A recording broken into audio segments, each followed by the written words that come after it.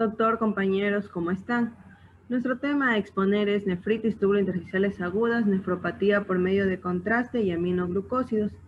Los integrantes que les vamos a dar a conocer este tema son Juan Vintimilla, Luis David Vinuesa y mi persona Viviana Shindón. Vamos a iniciar con el concepto de nefritis tubulointersticial.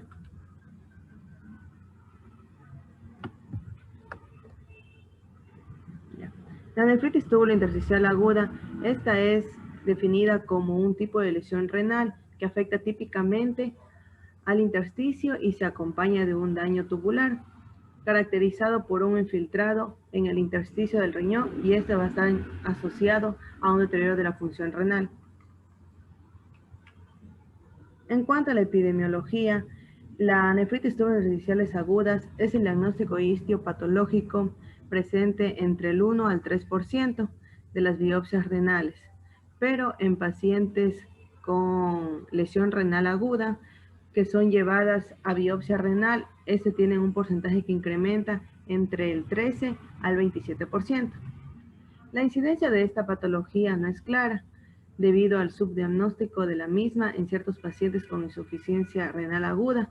Además que a esto también se le va a sumar la pobre disponibilidad de realizar una biopsia renal en ciertos centros médicos.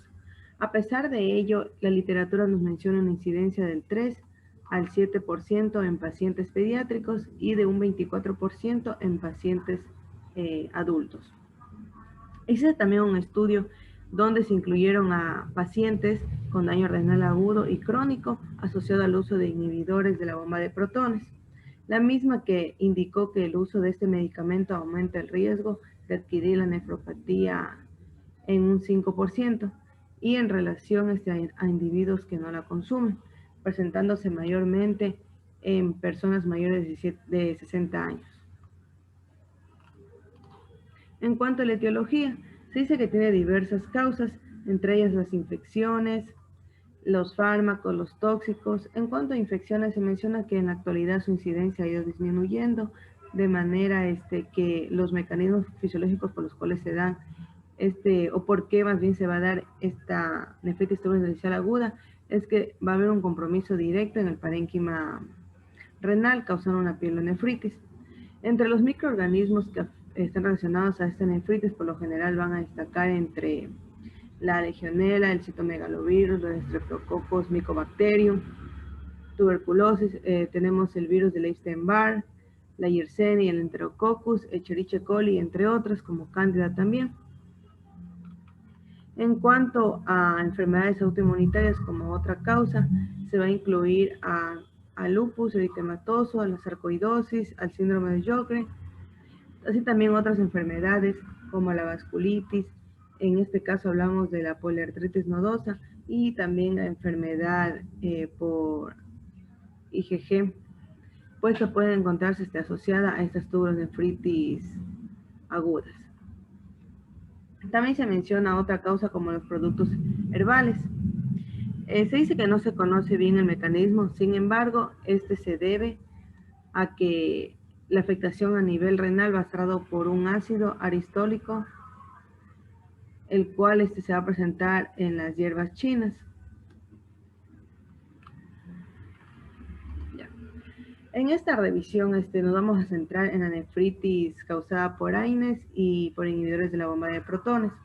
Es por ello que vamos a hablar que el factor etiológico, según dado por fármacos, corresponde al 70% de nefritis tubulointersticiales agudas. Entre estas, a los AINES, los inhibidores de la bomba de protones, los beta-lactámicos, la ciprofloxacina, antituberculosos, medicamentos antituberculosos y así también anticonvulsivantes.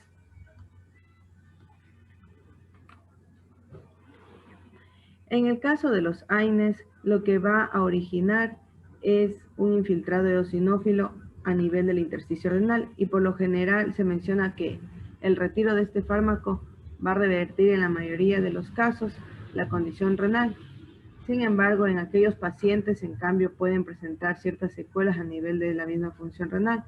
Y por último, también se menciona que la combinación con otros analgésicos puede potenciar el desarrollo de la nefritis tubulointersticial dada por estos medicamentos.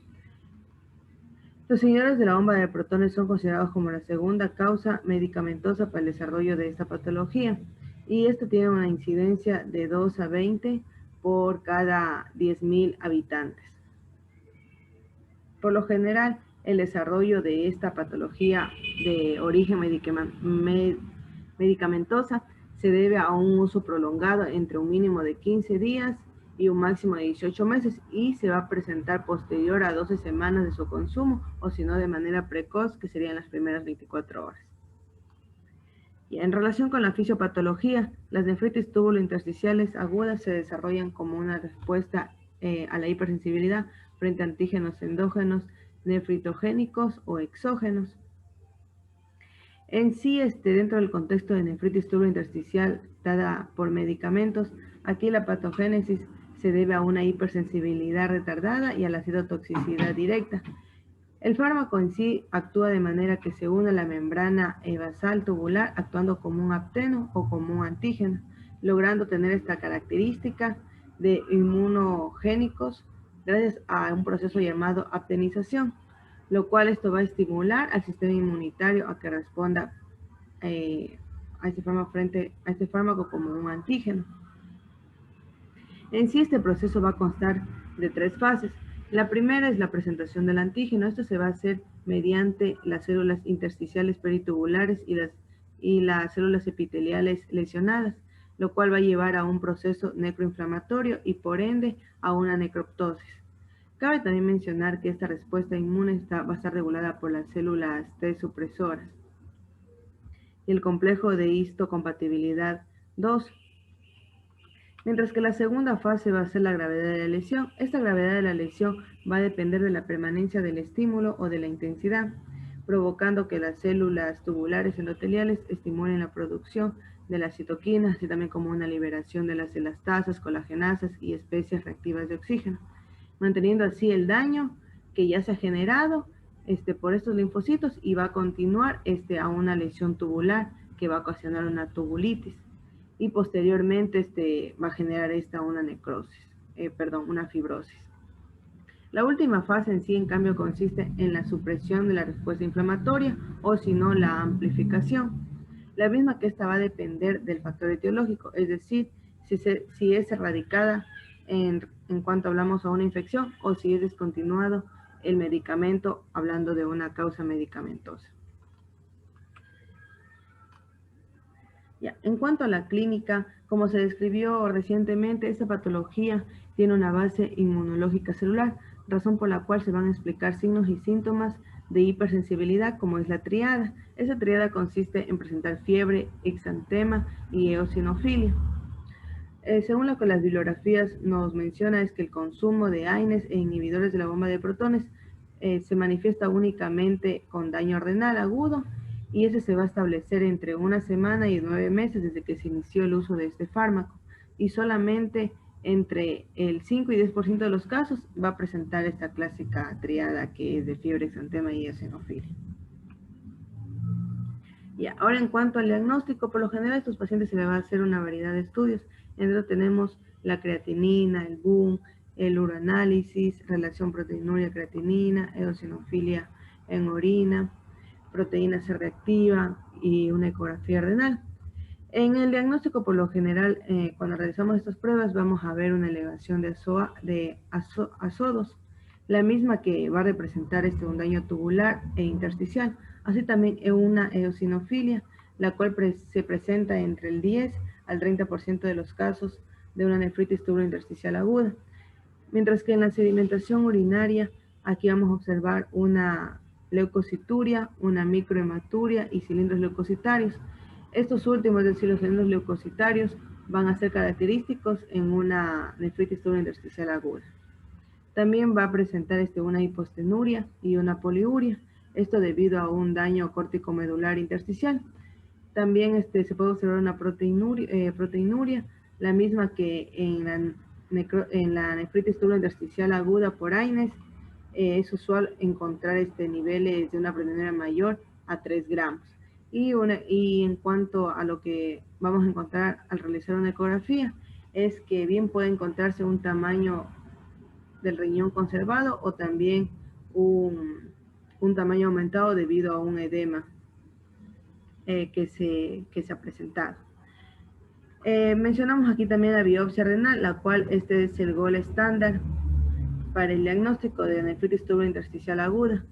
En esta biopsia renal como causa medicamentosa, lo que se va a observar en sí es un intersticio edematoso con infiltración de linfocitos, también de células plasmáticas. Sin embargo, en la mayoría de los casos se va a evidenciar la presencia de eosinófilos. En el caso de que la causa, en cambio, sea infecciosa, lo que se observa son neutrófilos. Y en sí, al llegar al tratamiento, como mencioné anteriormente, las causas son diversas. Es por ello lo que hay que primero considerar es identificar bien la causa. En el caso de que sea una causa infecciosa, pues tratarla con antimicrobianos. En el caso de que se trate de una causa medicamentosa, pues se menciona que la suspensión pronta de estos medicamentos van a generar un buen pronóstico en la enfermedad, así también como si la causa es dada por productos herbales, pues lo que se va a hacer es suspender este tipo de sustancias. Existe en sí un estudio en donde se menciona que el tratamiento para esas nefritis tubulointersticiales va a ser el uso de esteroides, en donde en la nefritis medicamentosa se realiza este tipo de tratamientos una vez que se ha confirmado por una biopsia, además de que esta también se encuentra acompañada de un deterioro de la función renal, que no va a tener una mejoría con la suspensión de estos fármacos o del medicamento que esté causando la enfermedad, y que se haya iniciado un periodo menor de 2 semanas y que esté también antes de la aparición de una fibrosis renal. En sí, este esquema que podemos observar va a estar dado por el Hospital Universitario 12 de octubre de Madrid, la cual aplica ese tipo de protocolo, el mismo que menciona que si es que no existe una mejoría con esta terapia, pues se debe suspender. Esta consiste en administrar metilprednisolona de 250 a 500 miligramos por día durante 3 a 4 veces al día. Así también puede ir acompañada de prednisona oral, 1 miligramo por kilo por día. Esta se va a administrar durante 2 semanas y el desmonte gradual de prednisona en 8 a 12 semanas se va a administrar. Doctor, compañeros, continuando con la presentación, les voy a hablar con lo referente a la nefropatía por medio de contraste. Vamos a entender esta patología como la alteración en la función renal subsecuente a la administración de un medio de contraste. Va a surgir como una causa muy frecuente de injuria renal aguda y principalmente va a ser de tipo transitoria y está asociada a una elevada mortalidad en pacientes los cuales tienen comorbilidades múltiples asociadas. De acuerdo a la Akin y la KDIGO, podemos establecer que se trata de un aumento mayor o igual al 50% de la creatinina sérica o un incremento mayor o igual a 0.3 miligramos sobre decilitro dentro de las 48 a 72 horas. Además, es importante mencionar que no siempre se le debe atribuir a la administración del medio de contraste, principalmente la lesión renal, sino también pueden haber otros factores que pueden estar asociados y que en conjunto puedan generar esta alteración. A esto se le conoce como lesión renal aguda post-contraste.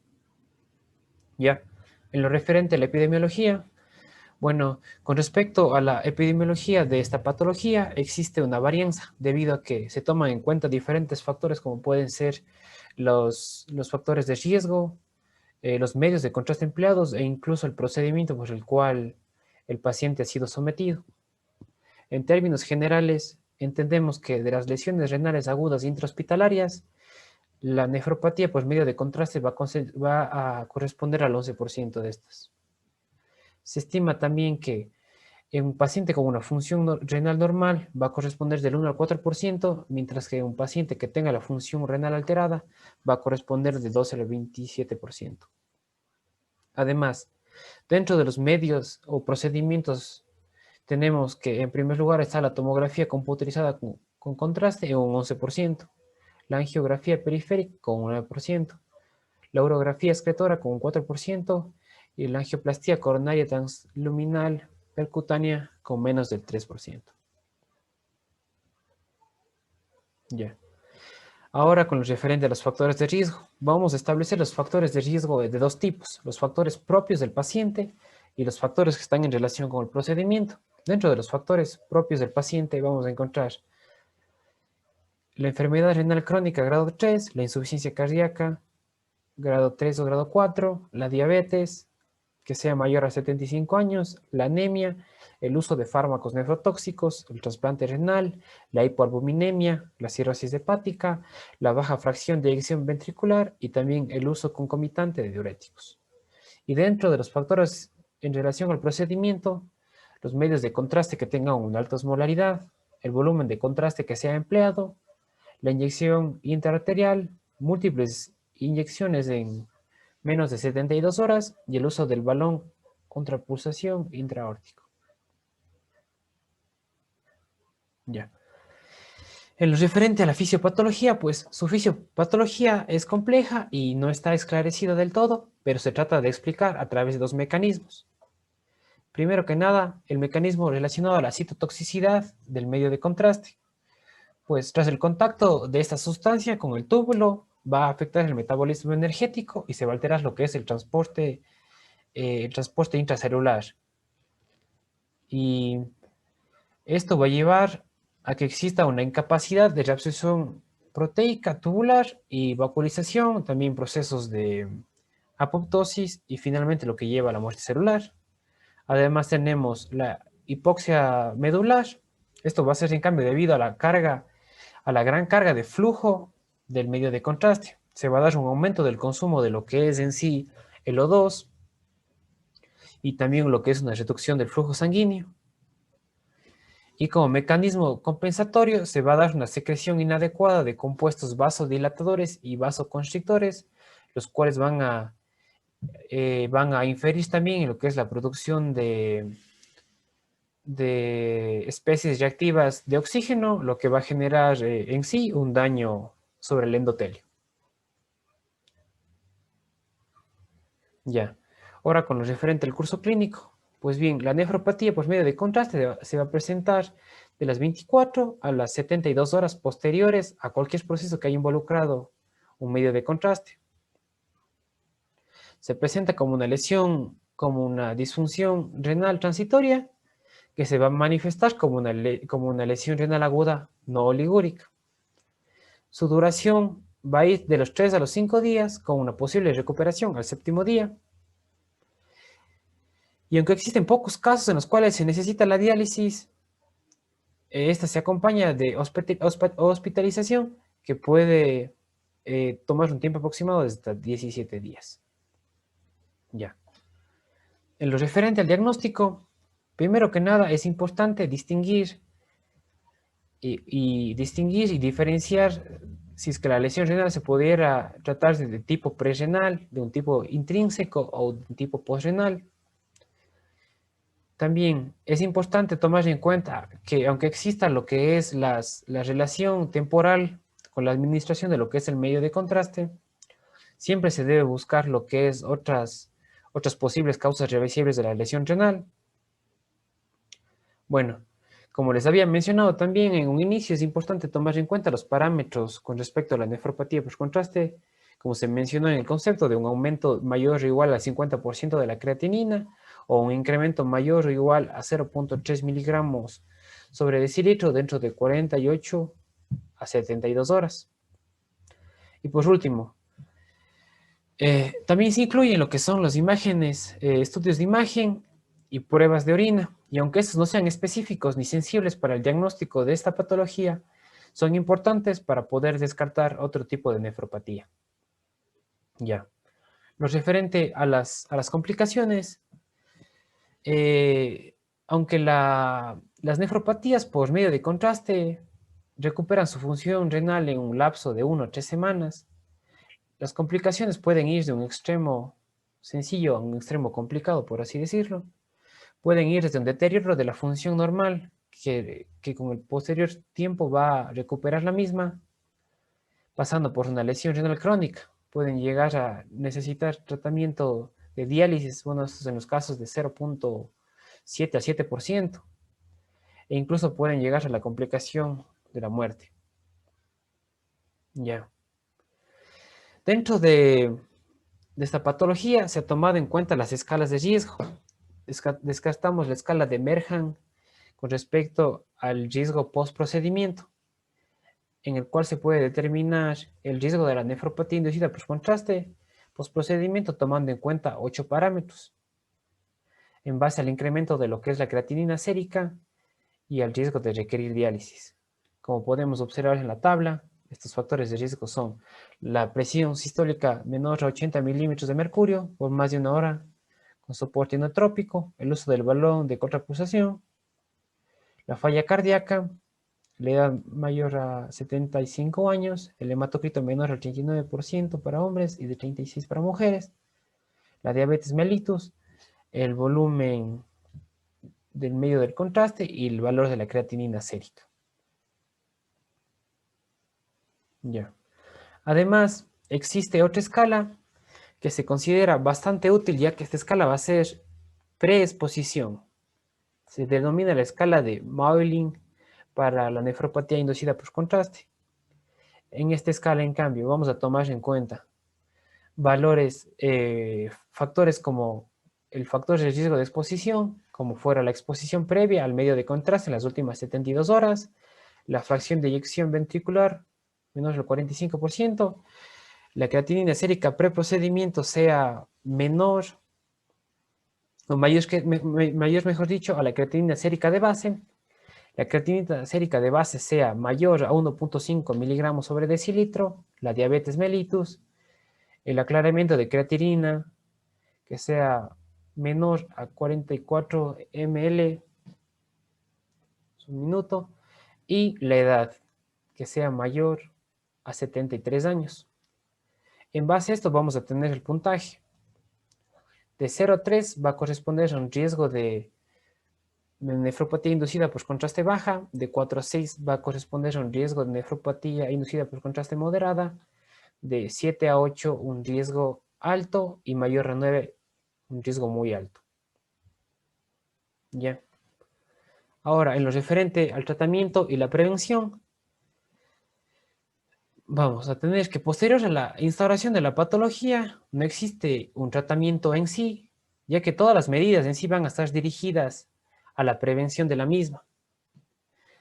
Mencionando que es importante tomar en cuenta el riesgo-beneficio con respecto al procedimiento que emplea el uso de contraste. También se recomienda tomar como alternativa otras medidas u otros procedimientos en los cuales no se empleen estos medios de contraste.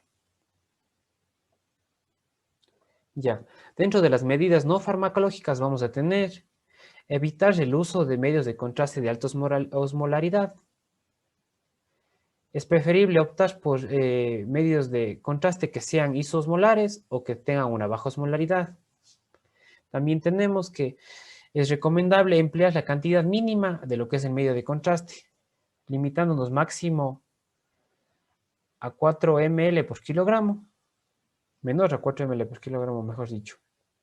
Además, tomar en cuenta las escalas que se mencionaron previamente y además suspender los fármacos nefrotóxicos que no sean esenciales 24 horas antes del procedimiento y 24 horas después del mismo. Ya. En lo referente a las medidas farmacológicas, vamos a tener como primer parámetro lo que es la fluidoterapia. Vamos a basarnos en el concepto de que la hidratación disminuye y aumenta lo que es la concentración y la viscosidad por el medio de contraste a nivel tubular. Y así se reducirá lo que es la sobreestimulación de los compuestos vasodilatadores y vasoconstrictores que se habían mencionado en la fisiopatología, evitando una hipoperfusión medular. Esta hidratación parenteral ha demostrado buenos resultados con respecto a la terapia oral. Se recomienda el uso de lo que es la solución salina isotónica a una velocidad de infusión de 100 ml por hora de 6 a 12 horas antes y de 4 a 12 horas posterior al procedimiento con el medio de contraste. Además, como medidas farmacológicas, aunque no está muy esclarecido, se tienen los siguientes fármacos. El N-acetilcisteína, este compuesto que va a ser en sí un vasodilatador, un antioxidante, también un eliminador de los radicales libres de oxígeno. Y aunque no esté esclarecido en base a los estudios su efectividad, se trata de un fármaco que tiene bajo costo y es fácilmente accesible y no tiene muchos efectos secundarios. Por ello, las bibliografías y las guías lo emplean o lo incluyen dentro de sus medidas terapéuticas. Tenemos también las estatinas. Pues bueno, estos compuestos van a aportar con respecto a la mejora del endotelio y también pueden indicar una reducción en lo referente a a la acción de la hormona angiotensina 2, evitando también así, de otra manera, lo que es la hipoxia medular. Y aunque se observa también que los resultados tras la administración de dosis altas, la terapia con este fármaco tampoco está estandarizada, ni como profilaxis, ya que ni como profilaxis en lo referente a la nefropatía inducida por contraste, ya que sus estudios no son homogéneos y no están esclarecidos con respecto a los resultados. Bien, y por último, tenemos la hemodiálisis y la hemofiltración. Estos métodos van a tener como objetivo la depuración del medio de contraste, después del procedimiento obviamente. Demuestran una efectividad de eliminación de hasta el 90% del medio de contraste en tan solo una sesión. Además, está visto que las guías, bueno, en sí no indican su aplicación dentro de lo que es la práctica clínica, pero de acuerdo a las guías del CAR se podría tomar en cuenta si es que estamos hablando de un alto volumen del medio de contraste o la presencia simultánea de disfunción cardíaca sustancial. Vamos a continuar con la nefropatía por aminoglucósidos como aspectos generales. Tenemos que según su mecanismo de acción y actividad antimicrobiana, estos antibióticos son considerados bactericidas, poseen una estructura química de aminoazúcares unidos mediante enlaces glucosídicos a un aminociclito. Un 90% del fármaco se recupera sin que haya sufrido modificaciones en una muestra de orina en 24 horas. La gentamicina, la tobramicina y la etilmicina pueden llegar a concentraciones urinarias de 100 y 300 microgramos por ml, y la amicacina es el antibiótico que mayor concentración urinaria tiene entre los 700 y 800 microgramos por ml.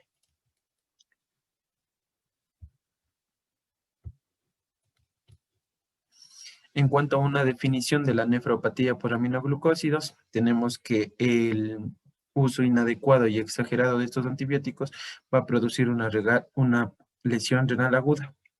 ¿Cómo se va a producir esta lesión renal aguda o por qué causa se va a producir? Esta va a estar debida a una necrosis tubular aguda. ¿Y cuál es la principal etiología? Como ya se había mencionado, el uso inadecuado de los aminoglucósidos. En cuanto a la epidemiología, tenemos que esta es una incidencia alta en pacientes hospitalizados, ya que generalmente se les da altas dosis de aminoglucósidos por vía intravenosa. También va a depender mucho la duración del tratamiento, ya que tiene una relación directamente proporcional con la duración, teniendo mayor riesgo aquellos pacientes que tengan una duración mayor a 14 días con tratamiento de aminoglucósidos. En cuanto a la fisiopatología se va a estar basada, ya que el fármaco netamente tiene una eliminación renal. Es por ello que se va a producir un depósito y acumulación del fármaco en la corteza renal. La nefrotoxicidad tiene relación directamente proporcional con el número de los grupos aminos catiónicos presentes en los aminoglucósidos y la interacción de estas moléculas o de los grupos aminocatiónicos tiene una relación directa con los receptores de membrana que van a poseer cargas negativas, es decir, este va a ser el sitio de unión de las moléculas de los aminoglucósidos con la membrana de la célula renal. Ya, en cuanto a la membrana, en la membrana tenemos varios componentes celulares, entre ellos los fosfolípidos, donde se genera el sitio de conexión con los aminoglucósidos. La streptomicina es el medicamento que posee la menor cantidad de los grupos catiónicos con 3.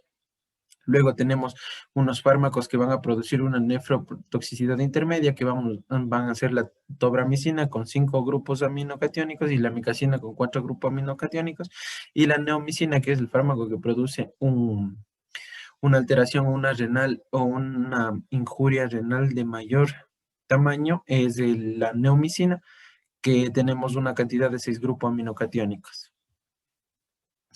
Ya, entonces tenemos que la activación del reflejo tubular glomerular va a producir una contracción mesangial, una vasoconstricción renal y la angiotensina 2, la endotelina 1, el factor de activador de plaquetas, y las especies reactivas del oxígeno van a ser todos los factores o mecanismos por los cuales los aminoglucósidos van a producir la lesión renal aguda en pacientes con una exageración de dosis de aminoglucósidos.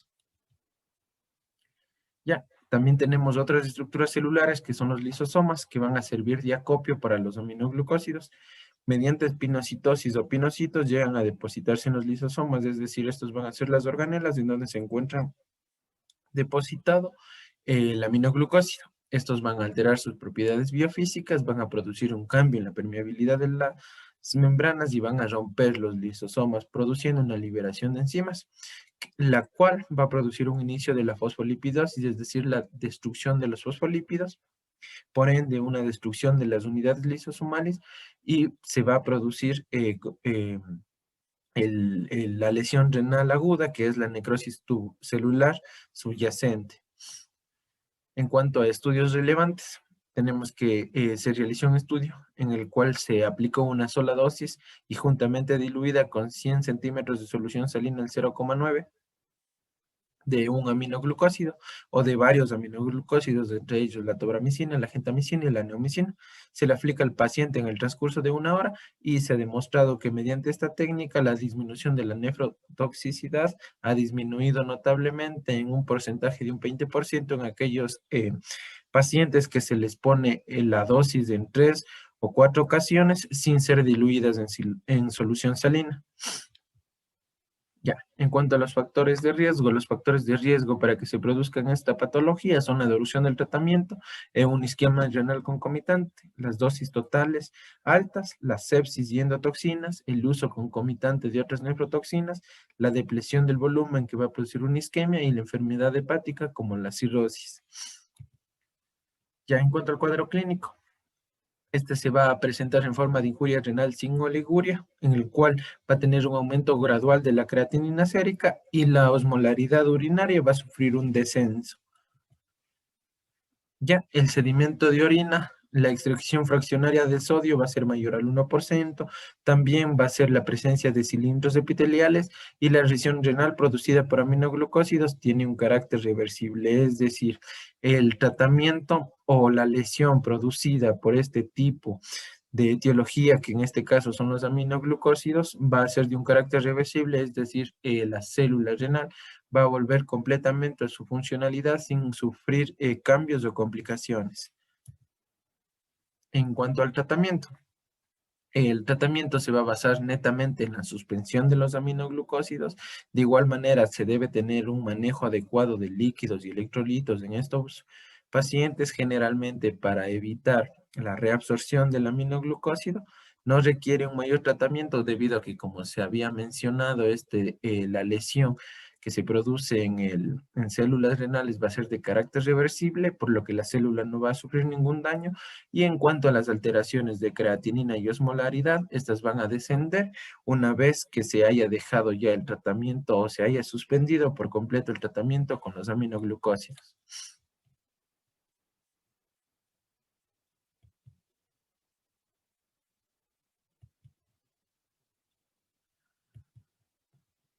Muchas gracias por su atención.